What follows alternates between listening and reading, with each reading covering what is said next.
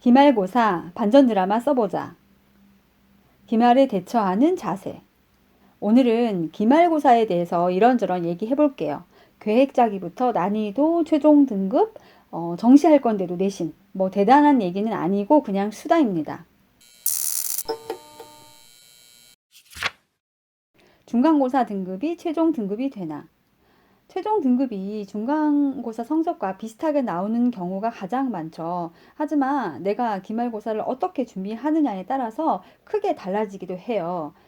이건 실제로 저희 큰애가 중간고사에서 3등급 맞은 과목이 1등급으로 바뀐 것만 여러 번이라서 잘 알아요. 이상하게 중간 기말을 다 잘 보는 친구들이 적더라고요. 보통 부족한 과목을 많이 챙기다 보니까 잘하는 과목에서는 덜 하면서 기말이 이제 망가지는 경우가 생기는 거죠. 많은 친구들이 잘하는 과목은 소홀히 하고 못한 과목은 열심히 해서 올리려고 하거든요. 이러니까 많이 바뀌는 것 같아요. 물론 또 중간고사에서 100점으로 1등급이었는데 최종 3등급 나온 적도 있습니다. 그러니까 중간고사 시험 하나로는 알 수가 없습니다. 수행평가도 들어가면서 또 아주 드라마틱해지죠.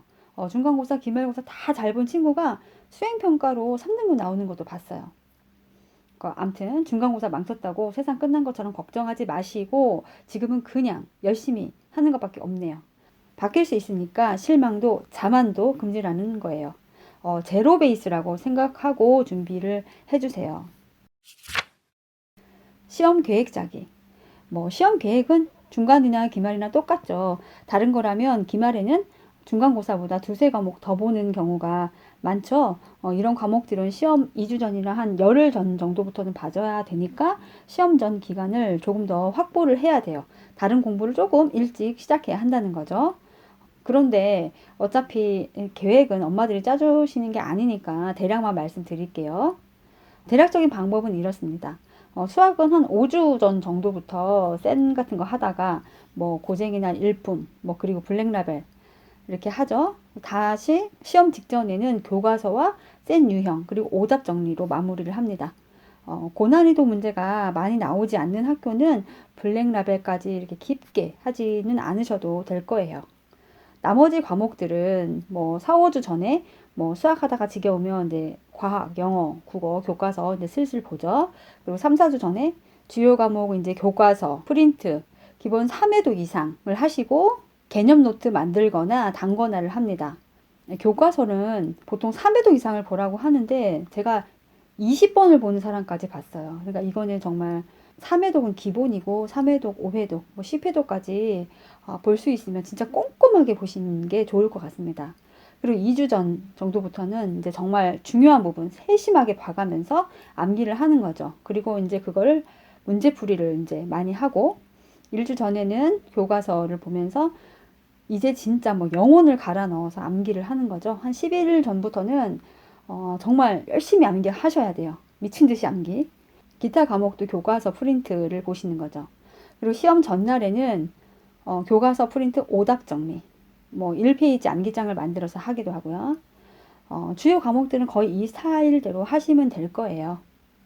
아이들이 이 스타일도 해줘야 되는데 엄마 마음만 애가 타고 애들이 이렇지 않다는 게 참 슬픈 일이죠. 저희 집도 보면 이제 저만 애가 타지 애는 아주 느긋합니다. 교재 확인보다 더 중요한 것. 교재는 일단 빠진 게 있는지 잃어버린 문제집이 있는지 제때 구매를 해주세요. 아이가 알아서 구매하면 확인만 해보시고요. 그리고 이때 정말 제일 중요한 건 중간고사 시험지를 확인해야 해요. 3주차 노트 정리하기 전에 한번 보면서 문제 유형을 각인시켜 줍니다. 이거 애들이 안 보려고 하거든요. 엄마 다 알아 이러는데 기억 잘 안 날 거예요. 그러니까 한번 보고 공부 시작하라고 간단하게 얘기해 주세요. 시험 난이도.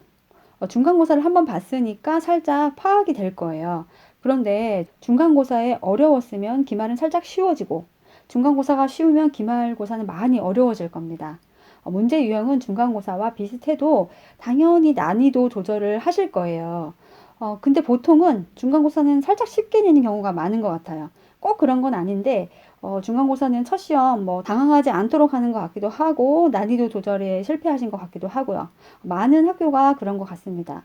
그러니까 기말이 쉬워질 수도 있겠지만 기본 마인드는 기말이 살짝 더 어려워질 수 있다. 이런 생각으로 준비하시는 게 좋을 것 같습니다. 정시파도 내신. 시험 하나 보고 바로 정시 생각하시는 분들이 없을 것 같은데 있습니다. 없지 않아요. 특히 이제 전국형 자사고나 교육특구, 뭐 과중점 이런 우수한 학교들에서는 모의고사 영어 100점을 맞고 뭐 내신 4등급 나오고 그럽니다. 수학도 마찬가지고요. 그러니까 이렇게 실력은 있는 것 같은데 내신이 이렇게 안 나오면 원하는 학교와 괴리가 커지죠. 특히 이제 그런 고등학교를 선택할 때에는 나는 정시로 갈 수도 있겠다. 어느 정도 생각을 하고 가기 때문에 바로 이제 내신 준비를 덜 하는 마음이 생깁니다. 내신을 챙겨야 정시도 잘 본다. 뭐 이런 얘기는 너무 자주 들어보셨죠? 그런데 지금은 그런 얘기를 하는 게 아니라 조금 더 직접적인 입시 얘기를 해볼게요. 보통 이렇게 정시를 준비하는 학생들도 수시 원서를 넣는 경우가 많아요. 그러니까 내신 때문에 학종이나 교과는 쉽지 않으니까 논술을 이제 좀 상향으로 지원을 하게 되는 거죠. 그러니까 논술은 내신이 낮아도 크게 불리하지 않고 논술 시험을 잘 보면 되는 거거든요. 그런데 모르는 게 하나 있는데요. 여기 이제 논술에서도 1등급에서 4등급까지는 극간 그 점수 차이가 얼마 안 나요. 4등급이라도 뭐 감점이 적다는 거예요. 그런데 논술에서도 이제 5등급부터는 점수 차가 커지는 대학교들이 많아요. 그러니까 뭐 전사고나 자사고, 뭐 교육특고라도 정시할 거니까 내신을 그냥 던진다. 그런 마음은 버리셔야 합니다. 분명히 이제 상위권 공대나 의대 논술을 쓰게 될 거니까 내신은 뭐 4등급 안쪽으로는 웬만하면 들어가려고 노력하셔야 합니다. 그러니까 잘하는 고등학교에서도 내신 놓치면 안 돼요. 아시겠죠? 내신이라는 게 단기간의 집중력, 암기력에 따라 많이 달라집니다. 모의고사와는 다르죠. 평소 대단한 실력이 없어도 잘 치를 수가 있고, 실력이 있어도 못 볼 수가 있어요. 사회 한국사뿐 아니라 과학, 영어, 뭐 국어, 심지어 수학마저도 어느 정도 암기력이 중요해지는 거죠. 시험 시작 열흘 전부터 시험 기간까지 약 2주 동안은 건강 관리 특별히 신경 써 주시고 짜증내고 힘들어해도 다 받아주세요. 시험 기간만큼이라도 힘든 아이들 감정 쓰레기통이 되어 주자고요. 아이들이 더 힘들다는 거 잊지 마셔요. 그리고 내신이라는 게 참 어렵습니다. 다 열심히 하니까 열심히 하는데도 표가 잘 안 나요. 아무리 열심히 해도 성적이 쉽게 오르지 않거든요. 이럴 때 과몰입을 하다 보면 아이들뿐 아니라 엄마들 멘탈이 먼저 나갑니다. 애가 공부 안 하면 엄마는 알아요. 그런데 조금만 마음을 편하게 가져보셔요. 커피 수다도 하시고, 영화, 뭐 미드도 보시고요. 학생 수도 많이 줄고 눈만 낮추면 갈 수 있는 대학은 분명히 있습니다. 인생 긴 거고 아이가 언제 어떻게 포텐이 터질지 모르는 거예요. 그리고 엄마가 웃고 집이 즐거워야 아이들이 마음 편하게 공부합니다. 아시겠죠? 오늘은 여기까지 할게요. 다음에 또 만나요. 안녕.